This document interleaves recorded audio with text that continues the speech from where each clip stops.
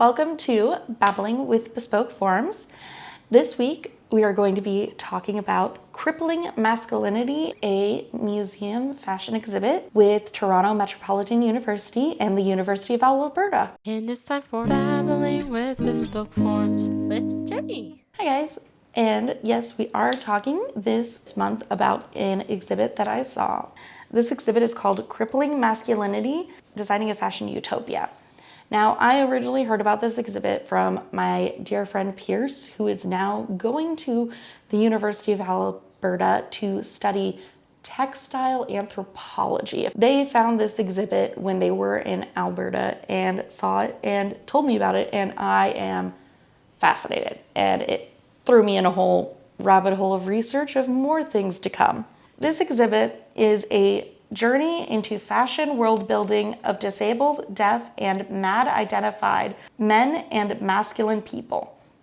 It had a focus on everyday clothes and remade garments from everyday disabled people. They did a whole search on their Instagram for people to come forward to tell their stories about disabled fashion and presenting of masculinity in this fashion, and how their identity changed throughout time in different ways they were able to make their fashion work for their body and how to help for themselves. It really was amazing to see all of these people, and they have some videos from their fashion show that they did with it as well, with these other disabled folks. The idea for this exhibit started from a paper, and they talked about how a lot of these conversations about disability and fashion are kind of behind closed doors. They're not fully closed doors, but they're really held in the disabled community. And they talked about presenting this disabled fashion and being able to talk about it in a way that non-disabled, non-deaf, and neurotypical folks could find a way to approach and be part of the conversation. Because a lot of the fashion designers and a lot of the fashion out there, non-disabled people, non-deaf, and neurotypical. So it's a way of how can we help them to help that community. So the exhibit really featured real people and how they modified their clothes or working with fashion designers in that area to modify their clothes to help them. A lot of the things that we would see is a garment getting recut, such as with a wheelchair user getting the back cut so it would sit at a more comfortable angle, so when they are sitting in their chairs it is much better and comfortable on them.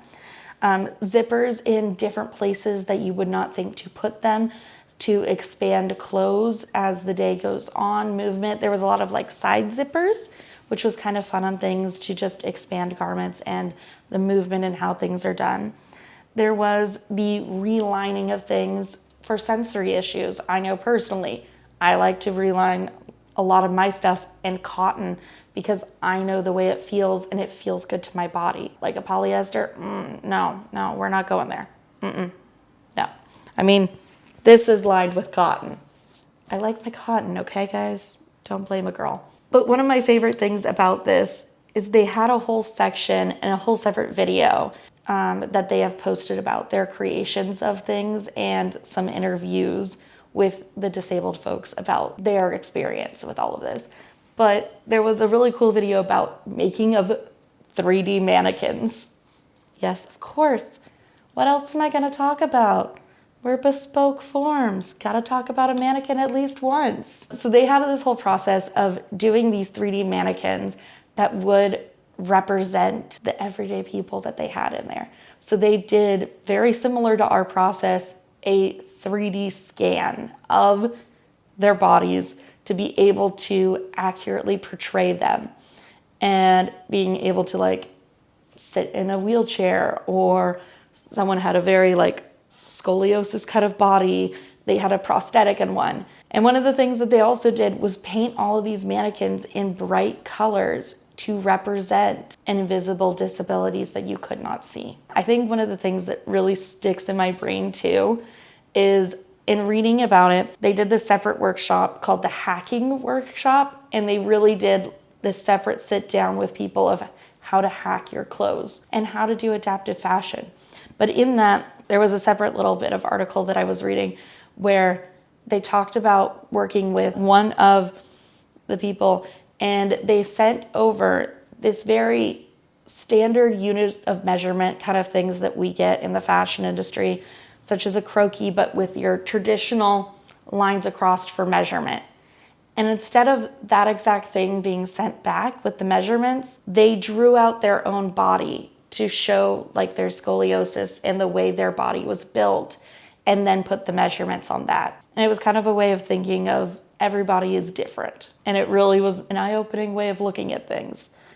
But it's a very cool exhibit. It really helps you start thinking about adaptive clothing. How do you do it? What are the best ways of doing it? But really, as someone who is non-disabled, I can't tell you that. You have to do the research and talk to and find your disabled friends and ask them what would be helpful for you. If you want to start creating adaptive styles, what would be helpful for them? Because you can't figure it out, but they can tell you. And I will say, I've started doing some more little research, and if you want some cool ideas for some really cool looking clothing, I will say, like, there was several pieces I wanted myself that were gorgeous and adaptive. I got really hooked onto this brand called Unhidden. Gorgeous stuff, gorgeous. And Intotum. We will provide little links at some point, wherever, so you guys can check them out. But both their stuff, absolutely gorgeous. Honestly, I was looking at some of that adaptive style stuff and I was like, wait, that actually sounds great.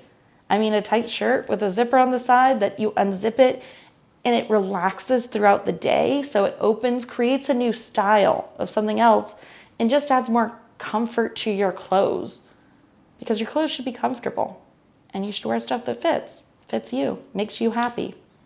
So yeah, definitely check out everything. It was a gorgeous exhibit. It was so fantastic to hear everyone's stories about their life and how they view fashion and how their views of fashion had changed throughout the years. Definitely check it out. And like I said, I may have gone into a rabbit hole, and we may be learning some more things about adaptive clothing next month on Babbling with Bespoke Forms with Jenny. And I'm Jenny. And it's time for Babbling with Bespoke Forms with Jenny.